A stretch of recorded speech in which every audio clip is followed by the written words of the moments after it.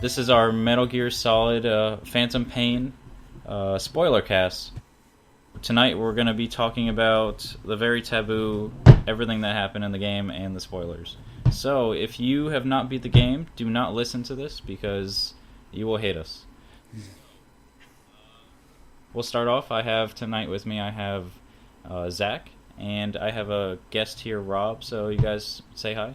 What's going on? Hey.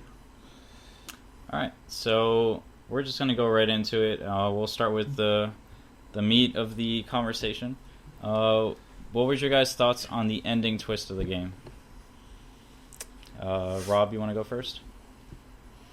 The ending twist, I had it kind of spoiled for me, so it wasn't as impactful, but I definitely liked it. I know there's a lot of criticism going around about it, but I think it's kind of similar to Metal Gear Solid 2, where, I mean, everyone hated it at first, but then as you sat and thought about it, as years went by, people started to love it, and I just thought it was really interesting, and it kind of made things, honestly, it kind of, like, validated Metal Gear 1 for me, because it's not too ridiculous to think that Big Boss made it out, but it just kind of made it a little bit more believable as for him to appear in Metal Gear 2. And so I liked it a lot. Yeah. And what about you, Zach? So, my knee jerk reaction, I was like really frustrated. Like I didn't like it, and I wasn't really sure why. I had my suspicions, I guess. Like I wouldn't go ahead and say that I knew that he wasn't Big Boss, but I mean, you have your suspicions. I feel like from the first chapter because weird things happen, and it's just not adding up. Plus the fact that Ishmael is also voiced by Kiefer Sutherland. But you know, as I've had a couple days to think about it now, and I've really delved more heavily into like Metal Gear 1 and Metal Gear 2 lore, which I didn't know that much about. I was able to kind of like piece together a version of events that was pretty sound and made sense. So I'm feeling a lot better about it now. Okay.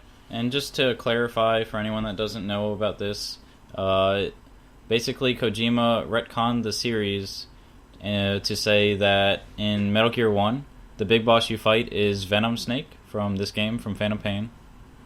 And that in Metal Gear 2, it is actually the original big boss. That is Jack, that is Naked Snake. He is the one that everyone is used to, and he is the one that you fight and apparently kill or not kill at the end of Metal Gear 2. Yeah. But yeah, those it was a pretty big twist for the series, in my opinion. It was cool. There was tons of allusion to it. The moment when they talk about like Eli and his DNA, I thought it was a little weird because I mean we all knew who Eli was. In case you didn't know, he's Liquid, and they referenced that his DNA doesn't match, and that was weird.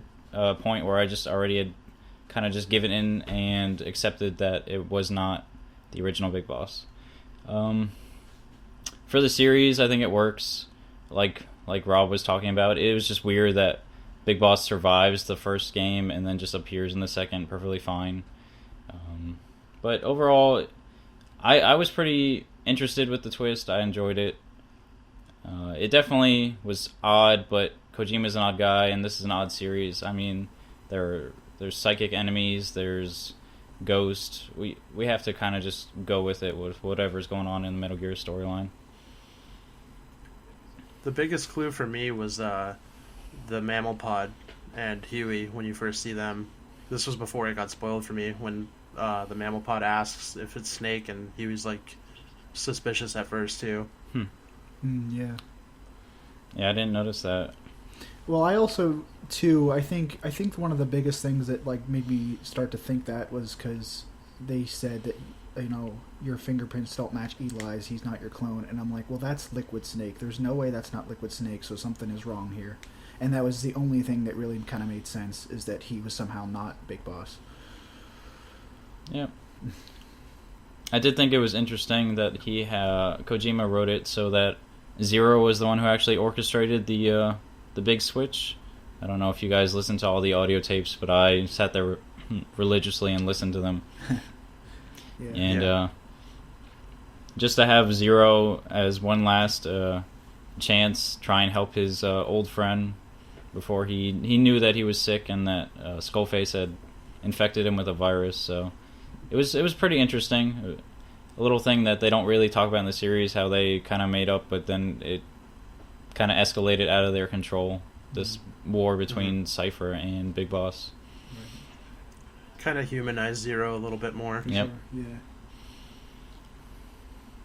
But yeah, we're gonna stop there. We'll probably reference that twist again multiple times throughout this because it was a pretty big deal. But our next thing I'd like to talk about is what your guys' favorite story moment was in this game. So their story was kind of light, but there were still moments that were pretty intense or pretty well directed for the cinematography that we expect from a Metal Gear series game. So what did you guys think? We'll start with Zach this time. So I thought about this, and it was like kind of tight between two different moments, but the moment that I actually think that I liked better, because this will be in reference to something we're going to talk about later too, but I actually think I enjoyed most the ending to Quiet's kind of story arc, whenever you're carrying her on your shoulder like through the sandstorm, and as you're hiding from the enemy, Snake gets bitten by the snake, and she's forced to call in the chopper and actually speak. And I don't know, it was I think it was probably the most emotional moment in the game for me, and I had already started to like Quiet a lot more, but that kind of solidified her as like a really cool character in my book. And one of the reasons why I haven't gone back to play that much is because it's just not the same as not having her as a buddy to go out into the field with anymore. Yeah, that scene definitely was a pretty good one for me. I did my best not to bring it up to you until you'd finished it, but it definitely really got to me, because a lot of the characters you don't get too much interaction with, but to have her be someone that you're interacting in the entire story, and she really doesn't say anything, it's all through body language, and then to have her kind of show this side that she's been hiding, it was really touching moment for a series of events in this game that didn't really delve too much into Big Boss's relationship with the other characters. Right. Mm-hmm. And I think you nailed it. I thought about it, and I really give a lot of credit to the actress that played her, because, like you said, like most of the game, it's just her language is just interpreted through body language and her actions, and you somehow manage to create a bond with her despite the fact that she never actually talks to you. And that point is just like kind of just the emotional moment, but you've already formed this bond with her up to that point. And it was also, I guess I never really was sure whether or not that those two were like developing like a romantic bond up until that point. And it was just kind of like this very subtle and graceful way to build that up and then give it a conclusion. I think that's what made it so emotional. Definitely. What about you, Rob? What did you think for your favorite story moment? That was definitely one of them, especially when she's like watching you listen to the cassette tape. But I think my favorite was, I can't remember the mission number, but it was the one where Huey orchestrates the second outbreak, and you have to go in and take care of all your guys and stuff. And there was definitely like an intense atmosphere and mood, and it was really creepy and kind of emotional, like having to kill your own guys. And it really made me hate Huey like a lot. Like, it really demonized him throughout the game, and that was just a really intense and awesome mission. I thought that was like a really good change of pace, and it was just really cool to see that unfold. Yeah, that mission definitely got to me. You guys are naming off all the good ones, man. But yeah, like even the way a mission was set up, like, I don't know if you noticed, but you're given a specific outfit, you're given a specific loadout. They don't want you going in with a rocket launcher. They want you to. They give you the most personal weapons they could and the least armor, so you felt the most vulnerable as you're forced to basically take out your men. And all these people, and they're given names while you're looking at them. These might be people that you recruited during the game, or you might have even used at some point. Mm-hmm. So it's a very personal level mission that is a much smaller scale as opposed to the rest of the game, where you're fighting off this huge, like, you're either fighting a giant Metal Gear or you're trying to get revenge. This was very, very centralized story compared to the rest of the game. Yeah. Mm-hmm. That particular chapter, it was obviously very intense, but I for some reason had just developed this hatred for Huey already up to that point. And so as I was moving through there and he's yelling in my ear, I was just getting like more and more agitated because I'm just like, I didn't really look at Snake as the bad guy in that moment. I looked at him as a guy who was, saying I'm responsible for my men, so it's up to me to put a stop to this outbreak here. And you just have Huey yelling in your ear the whole time, just like making it worse. And then to find out that he orchestrated it, it's just like, I was kind of almost with Master Miller, and like I can't believe we let this guy live because he's just a total, just borderline sociopath. Mm-hmm. Because he's so wrapped up in his own lies, he doesn't even believe that he's doing anything wrong, and he's just a disgusting, despicable guy. Yeah, and something that you just said made me think. I didn't think about this at first. The fact that he was yelling at you, trying to get you to stop and stuff, obviously just to make sure that the outbreak got worse.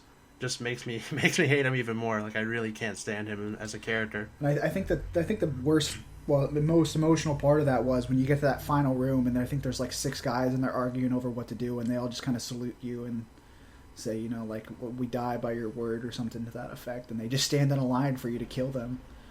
Oh, that was brutal. Yeah. And then having to save the last guy, and he doesn't show up as having the virus. Yeah. And then just being told that you have to take him out was just awful feeling. Like you couldn't even save anybody from that. They basically give you those goggles for no reason because there's no saving anyone.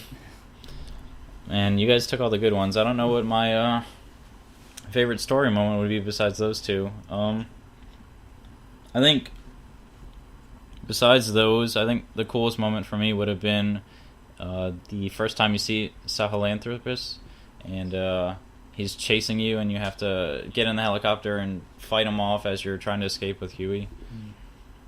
Yeah. Mm-hmm. But there's not really too much more. I mean, the moment when you take down Skullface was pretty cool, with the flashbacks to their Ground Zero looks and them taking off the limbs that he took from Miller. Yeah. Just really, really intense and personal moment. It was really good. And those are both scenes that Huey ruined. I was just going to say, Huey ruined that one too. Yep. Alright, but moving on. Since we already talked about quite a little bit, I'll skip around to that one. I wanted to know what you guys thought about the ending to her storyline and basically having her removed from your party. I'm going to go with Rob on this one, since Zach got his words in a little bit on this. Her storyline, I mean, it was pretty cool. You really don't get much of it unless you listen to cassettes and stuff. But I thought she was a really interesting character. One of my favorites in the game. And having her removed from the game after really made it, really solidified the impact on, the mission itself. It brought it all together. It could have been emotional, but having her actually removed and not playable anymore really made it hit you. So I like the idea behind it. I thought it was well executed and stuff. All in all, I just thought she was one of the more interesting characters and really cool. Yeah. Yeah, I mean, I really had started to develop a natural bond with her because some of those later missions that I was struggling with, she honestly carried me through them because I gave her such a good sniper rifle, and she was just taking out entire bases for me, and she became just my right hand person. And then when she wasn't there, I was I didn't know how to go about going through new missions, and I was talking to Eric because I was really struggling with her last mission, which it was a really epic way to go out, but it was very challenging and kind of a culmination of how well they work together with her sniping and covering you while you take out those tanks and whatnot. But yeah, I just think that was so well done, giving the player the control when you're carrying her and running through the sandstorm. Because I didn't know if I actually could be caught, and I didn't know where the enemies were. They could have been right next to me, and just that shot of them both unconscious, and she's laying on his lap, and they're just laying on the ground there. It was good. Yeah, that last mission was pretty challenging for me as well. I believe I died on that mission about 50 times. Big Boss basically could see the future at that point because I was able to set C4 wherever a tank would appear. It was very convenient. I ended up just kind of like hiding in the back and popping out with rockets once in a while, but it was really hard for me in that game losing her as a buddy. Not just from the story perspective, but also because, like Zach mentioned, I became pretty reliant on her as an aspect of the game. I would use her for distractions. I would use her to take out hard-to-reach enemies. And losing that and being back again with just D-Dog was very hard. It was very hard for me to finish a lot of the side ops I had set aside to finish at the end. Yeah, you grow dependent on her. And I just bought her the nicest sniper rifle, and I got the XOF uniform. I didn't even get to use it. I was...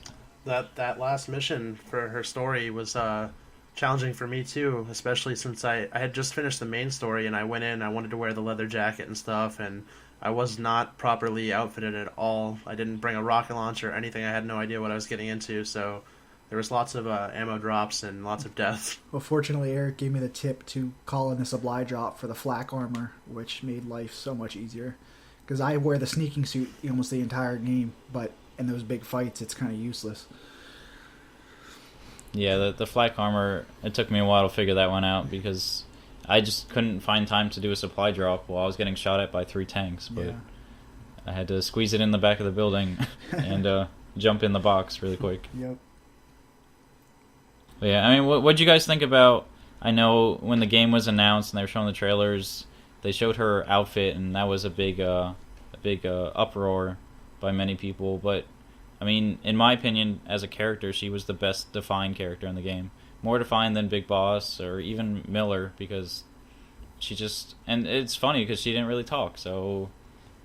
I just felt like her character was just so well made, and I didn't even notice the costume eventually.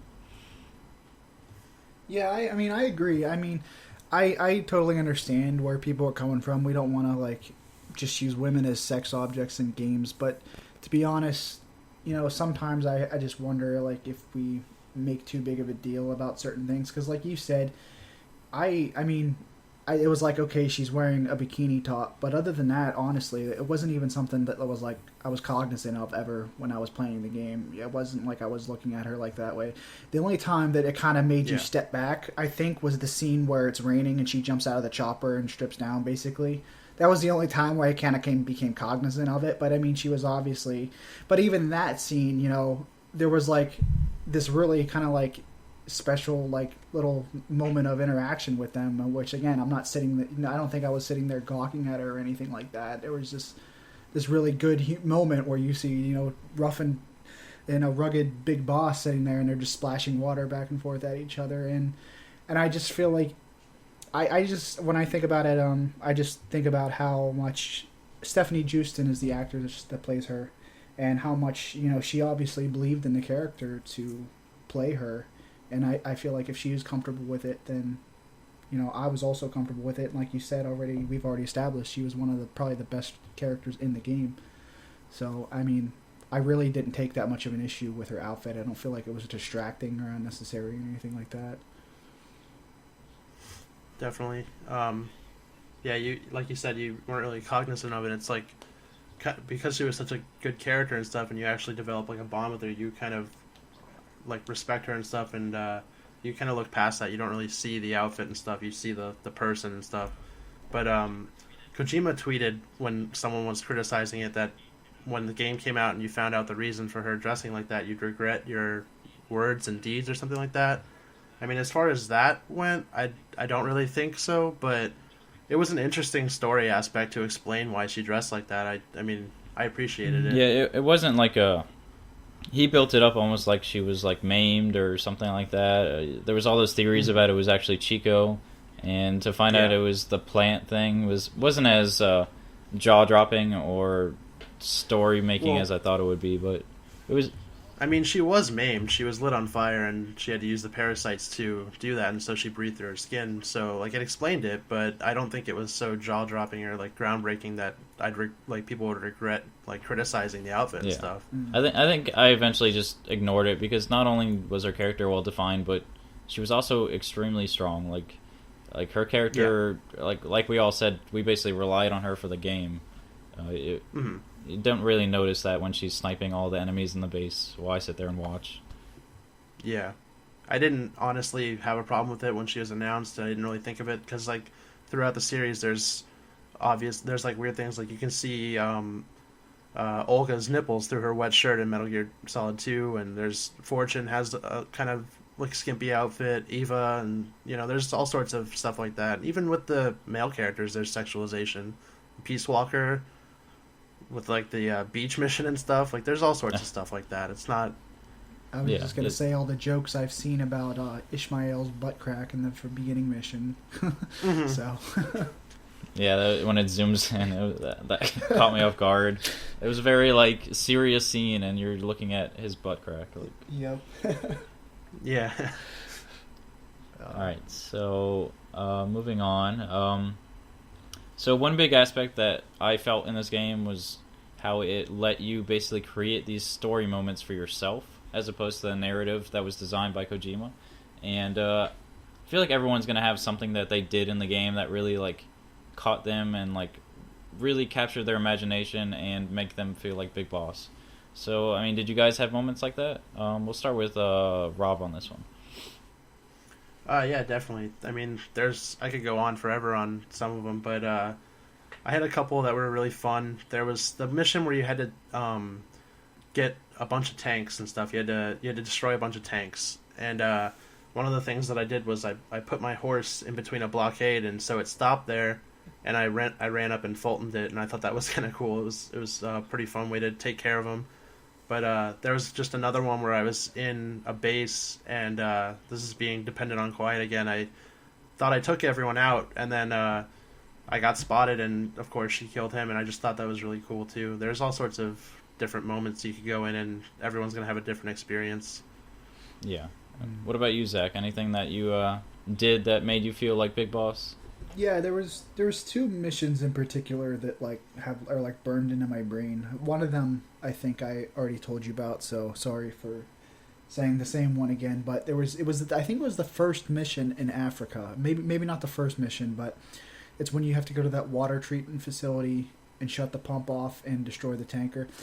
Up until that point, I was like having a lot of trouble like playing like total stealth, so I was like kind of really challenging myself like in this huge area with tons of enemies to get in there because in that specific area there's not really a lot of places to hide because you're kind of out in the open and if all those enemies see you. So I saw the two objectives on my marker, but as I got closer, the marker to shut off the pump disappeared, so I wasn't sure where to go, so I just had my eyes on the tanker and I made my way over, set the C4 and blew up the tanker. And all of a sudden, nobody knew where I was, but the place was just in full chaos. And there was all of a sudden, I'm trying to dodge troops that are sprinting around the place.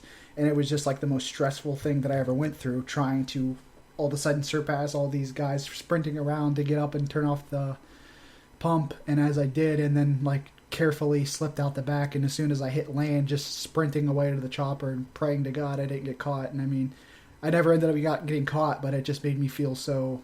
Like, it made me feel like Big Boss because I had just pulled off something that, like, I really had no business being able to accomplish. And that was one of the few times that I feel like Metal Gear missions are designed for you to play them that way, to just slip in and slip out and never be seen. I mean, because they even talk about how, Big Boss is this phantom soldier who fights like a demon. And there was one other mission in particular that it wasn't so much that, like, it was, like, well, I mean, it was epic in its own way, but it actually, like, kind of, like, creeped me out quite a bit, and I think it was the mission called Code Talker. It's after you meet him in the basement, you have to carry him away from the mansion to the chopper, and all of a sudden everyone is possessed by the skulls or whatever the hell was actually going on there. And I'm sitting there with this old man on my back trying to figure out how in the hell to get out of this mansion, and eventually just sucked it up and just decided that I just have to move, and I moved out the back door and saw these guys like 10 feet away and ran up into the hills. I crossed the bridge and I thought I was free, and then all of a sudden I'm in the jungle, and like every 5 feet I take, there's another group of those puppet soldiers around, and I just was like, turn left and there's another group, and I turned right, there's another group, and I finally just freaked out and I sprinted to the chopper. It was actually kind of like legitimately horrifying in a way, because I was just like, what the hell is going on? Like, this is so, I mean, it's not weird for a Metal Gear game, but it was like, it was almost like horror, almost kind of. Yeah.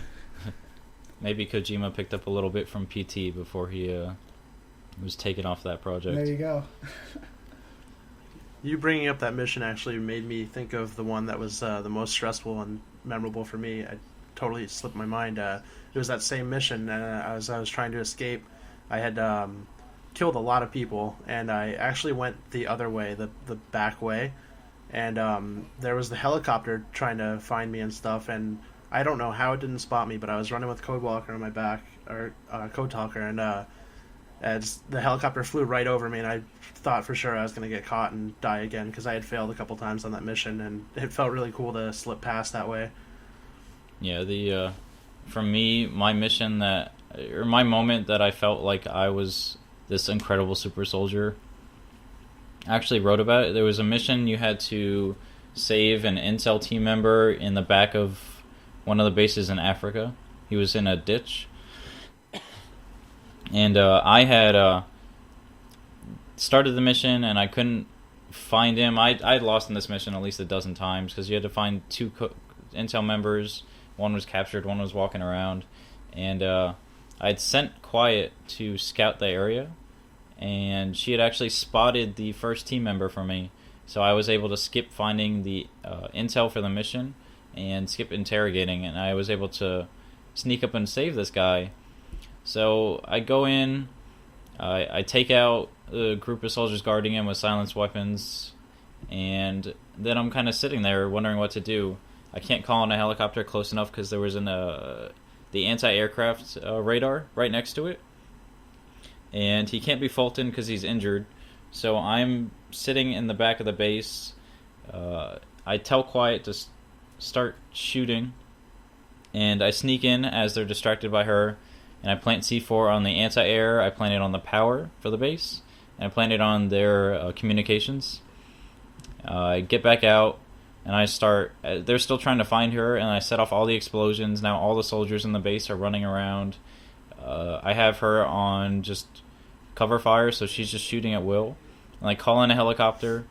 They're so distracted they don't see the helicopter. I'm able to throw the intel team member into it, and then I pull out my sniper rifle and cover as the helicopter escapes. And then I proceeded to die another 10, 20 times trying to find the other guy, because he was guarded by like these like super heavy soldiers that you couldn't headshot. So I had to sneak in and find him, and I found him just wandering around in the back, and it should have been really easy, but I got too complicated with it.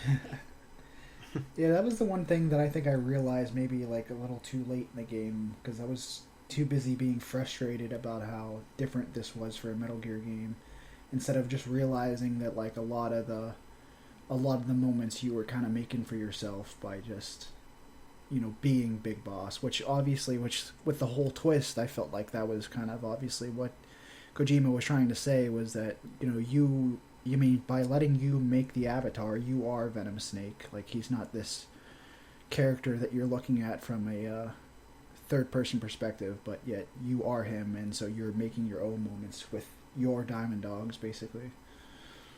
Yeah, with the way that the game was presented and the way the story went, I felt like it was a very final meta breaking the fourth wall moment for Kojima, because he designed the game around these open world mechanics and creating your own experience, and you're controlling this character you assume is Big Boss, and eventually it's revealed that it's a body double, and you've basically been driving this body double throughout the game and creating your own experience, your own Big Boss, and you are Venom Snake, like you said. Like, this is your experience, and I think Kojima pulled one on us and created an entire game built around that idea. And I had a lot of arguments with a couple people who were upset about it, but I felt like it was just perfect the way that he set that up, and it delivered. Well, there are two things about it that, as I thought about it, it made me think a lot better of it.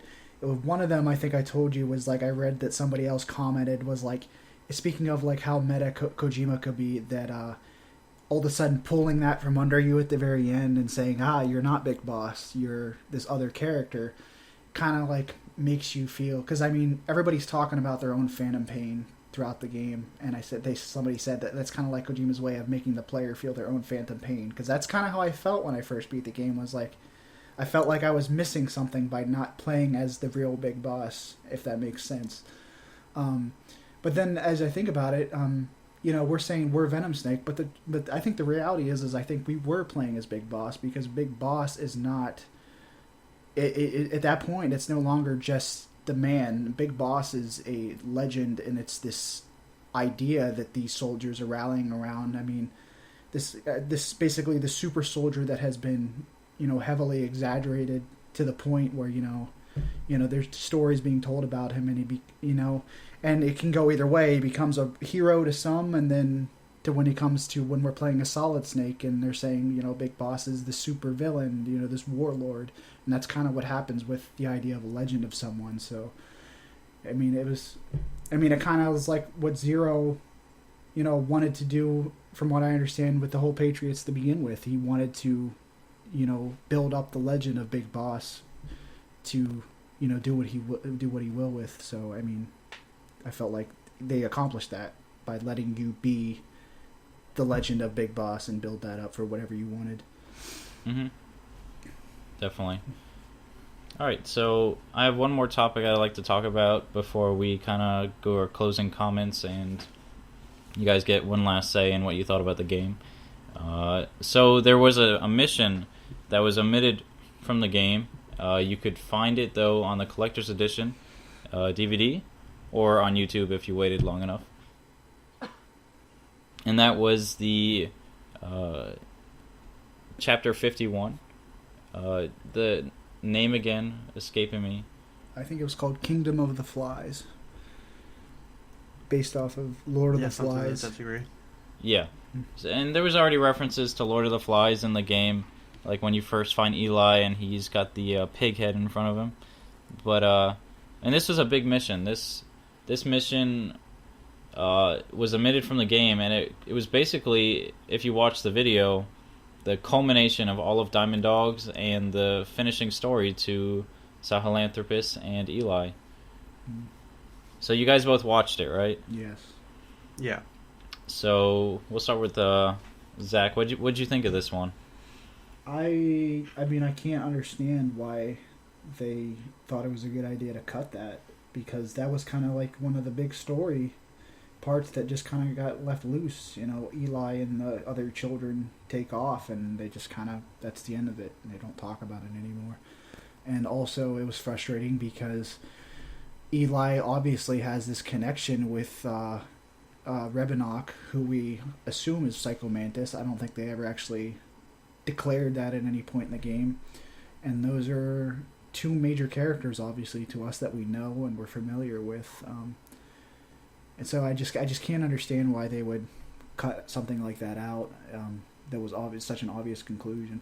And I also thought it was intense when Snake, because one of the things that I felt like they could have done more with is they mentioned that Snake can hallucinate and stuff because of the shrapnel in his head, and to see that actually play out in that mission where he gets the color of uniforms mixed and actually shoots Eli, I thought that would have been a pretty cool thing to experience. But I don't know. I don't know if it was a Konami decision to cut that or what it was, but I guess we won't know. At least we were fortunate enough to get to see it.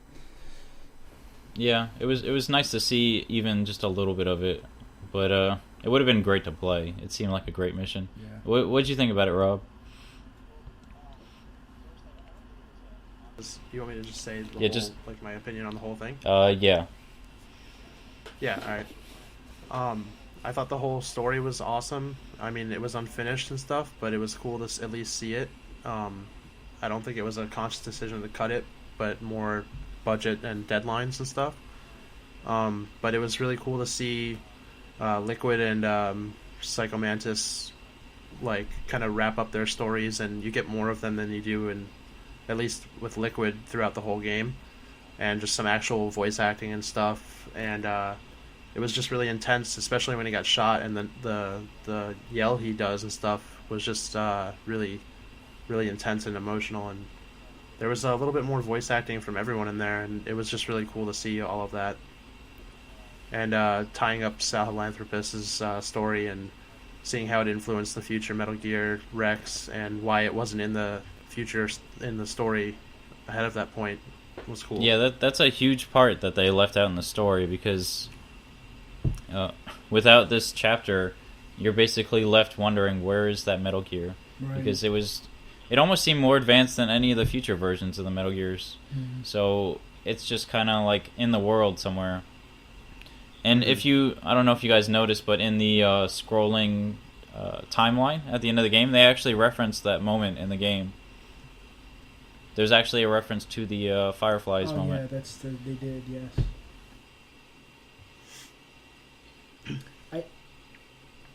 I had a thought. I mean, this is kind of unrelated, but I think it was important to include because I saw somebody mentioning it. I'd have to watch the scene again. But it's at the very end after we've seen the twist with Big Boss, and he receives the cassette tape that says Operation Intrude. I don't know if you guys noticed this, but somebody pointed out that this was the case. When he first picks up the cassette, that's you in present time, and you can see the Diamond Dogs logo. But then they said that the picture changes and comes back. It's signifying that it was like all of a sudden it was taking place during the time that Metal Gear 1 would have taken place, whenever he punches the mirror and cracks it.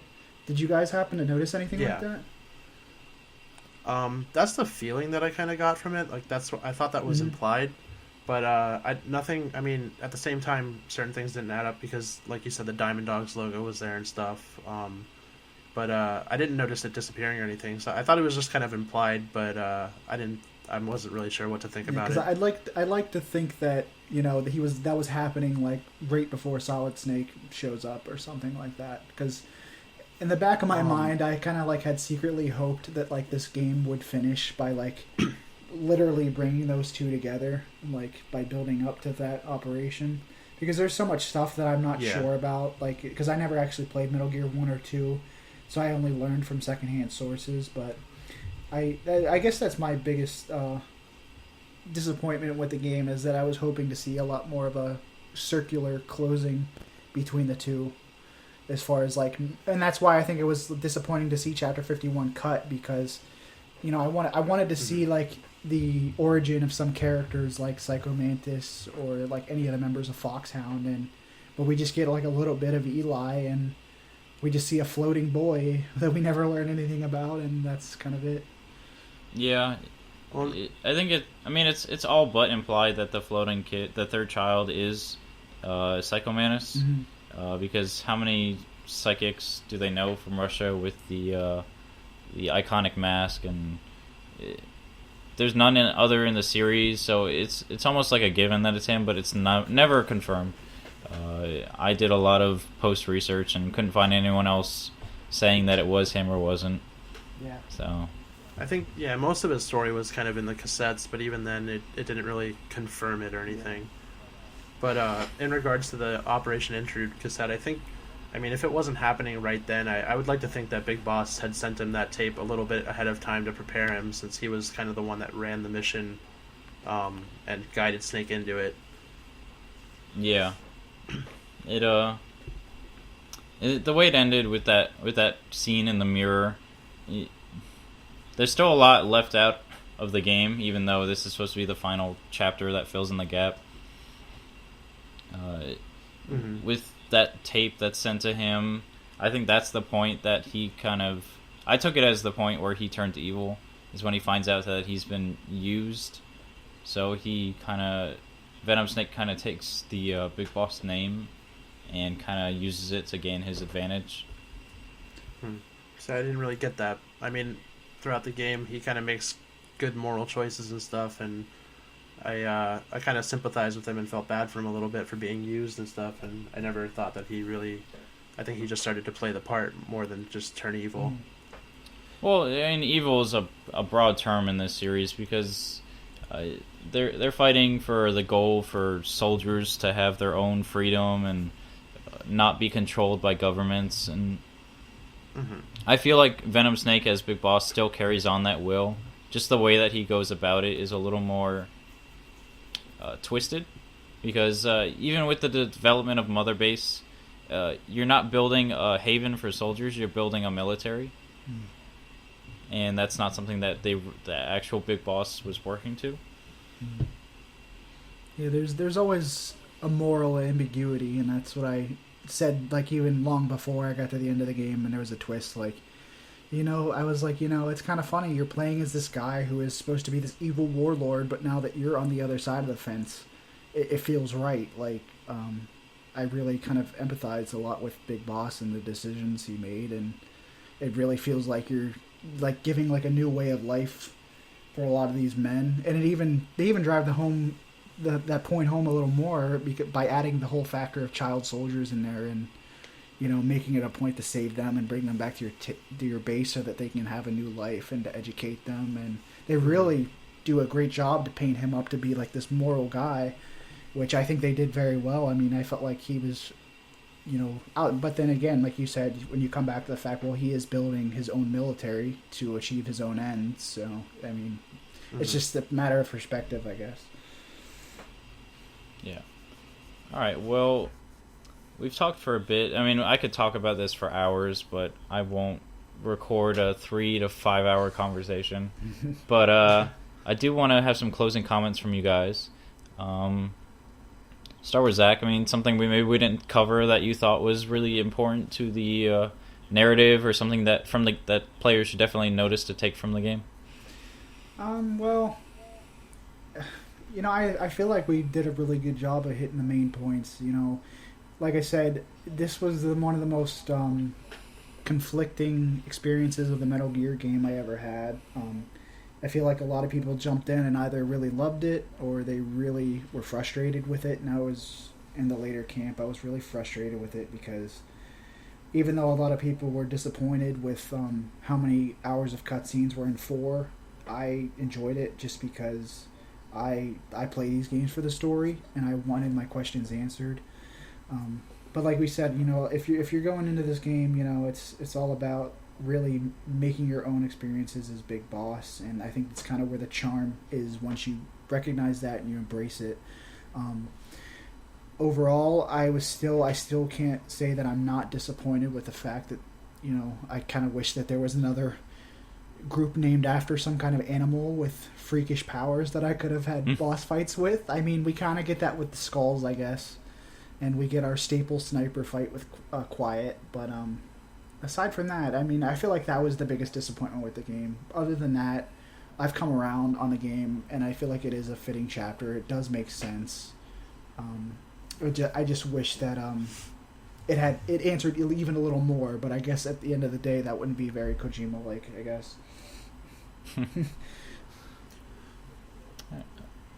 For me, I mean, I think Zach summed it up pretty well, but I mean, I started out kind of underwhelmed, and then as it went further, I just started to grow to love it. And then in retrospect, after I had time to think about everything, it's honestly one of my favorites. I mean, I can't ever put it up against like some of the like 2 or 3 or 1, but it's definitely really good, and I'm really happy with it.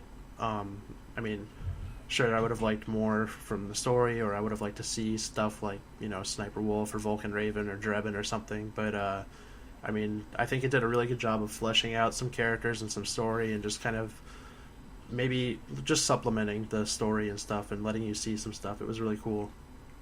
Yeah, there was a lot to still be desired from a Metal Gear game that this one didn't give.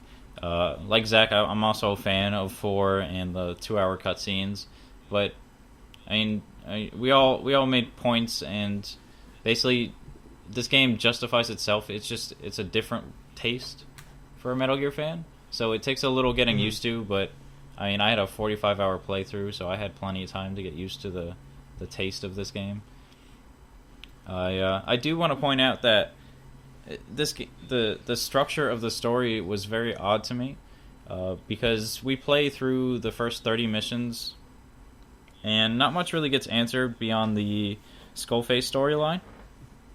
But then those last 15 or so missions, not counting the challenge mode ones, I felt there was so much more story in that last part of the game, and Absolutely. it like I didn't even know that was there. I played through the game, that ending credits played, and I just sat there wondering what happened to all that other content. And then it says coming up in chapter 2, and I had to keep playing. I had to know what was going on. I had to know what was happening with Eli and Quiet and with Mother Base. There was just so much content in that last part. Yeah. And players definitely should not judge the game until they get to it, which is a shame that you have to play so far to get to the best content, in my opinion. I agree. Especially because I think the first 6 missions or so, there's really no, aside from rescuing Miller, there's really no story whatsoever, which was like a bulk of my frustration. And I had such a hard time getting started with the game because I was just like, I don't understand the game. And then I think around mission 7, you finally start to get some story, and then you're kind of like, okay, I guess this is how it's gonna go. All right. Well, if no one has anything else, I guess we'll wrap this up. Last chances? Alright, so this was our spoiler cast for Big Cultures.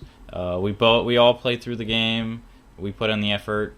I thankfully had some spare time that week it came out, and we were all able to squeeze it in pretty quick. I don't think I've talked to anyone else who's actually finished the game that wasn't someone who actually reviewed it. So I'm pretty happy I got to finally talk about it. It's been bugging me, and I've been holding in so many comments and questions.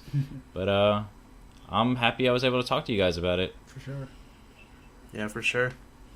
Alright, so we're going to wrap it up, and I'm not sure what our next spoiler cast will be, but definitely keep an eye out for it. Next time a big narrative game comes out, we'll try and talk about it as much as we can. Alright. Thanks for talking tonight, guys, and look forward to talking more with you guys later. Well, thanks for having me.